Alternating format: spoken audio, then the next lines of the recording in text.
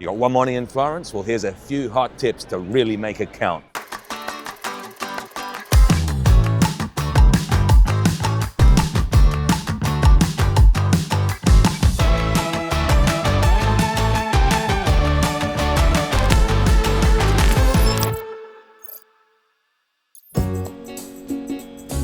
Buongiorno everyone, it's Angelo, your walks guide, and I've just started my morning in Florence with a cappuccino and cornetto from Gilli, the oldest establishment in the city. It's been running since 1733, and now that I've had my caffeine and sugar fix, I'm ready to rock and roll.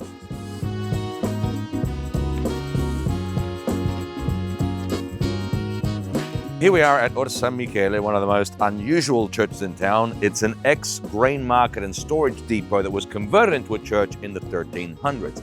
And because it's passed as a place of commerce and trade, this became the Church of the Florentine Guilds, the organizations that have been set up to protect the interests of all the various Florentine professions. So there was a banker's guild, a wool merchant's guild, a butcher's guild, you name it. And to be a member of Florence's ruling council, you actually had to be a member of one of these guilds first.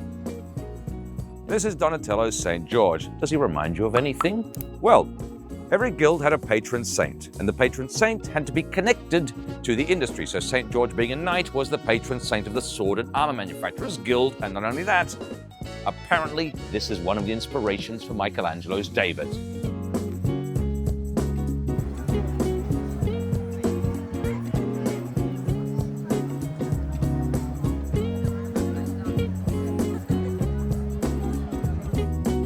So this is the Palazzo della Signoria, the political heart of the city, built in the early 1300s to house the city's ruling council.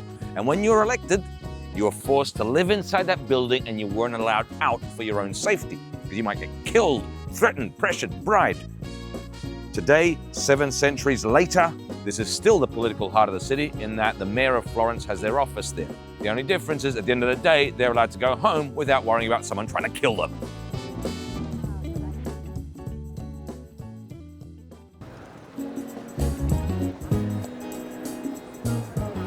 Okay, so there's Michelangelo's David, the fake one. Real one's in the Accademia.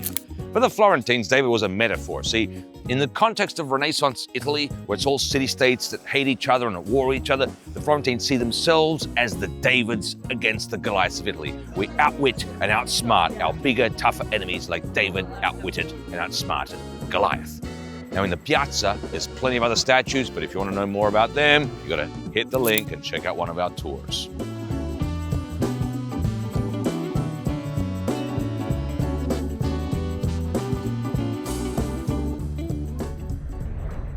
Okay, so what a lot of people don't know is that Florence was actually founded in ancient Roman times as Florentia in 27 BC. Problem is, there's hardly anything you can see that might suggest that.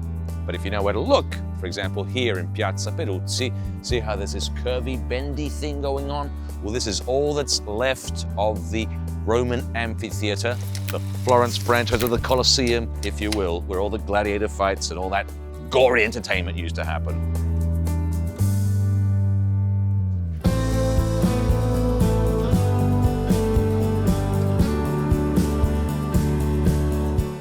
Okay, so here we are in front of the Church of Santa Croce, which is where, among other things, you've got the tombs of Michelangelo, Galileo, and Machiavelli, 3 of the greatest Florentines that ever lived. The Piazza, on the other hand, is important for a totally different reason. This is where we play calcio storico. Imagine what would happen if soccer, rugby, American football, and mixed martial arts had a baby. Well, that's calcio storico. And we play it every year in June, so hey, if you come here in summer, you might even be able to catch a match.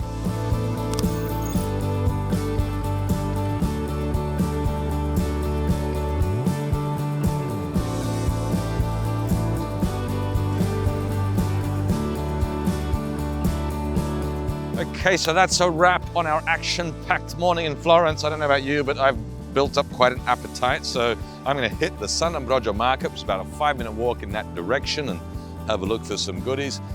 In the meantime, you know what to do. If you want to know more about all the stuff we talked about this morning, check out the QR code, have a look at our tours, but more importantly, be sure to like, comment, subscribe, and keep watching this space for more amazing content.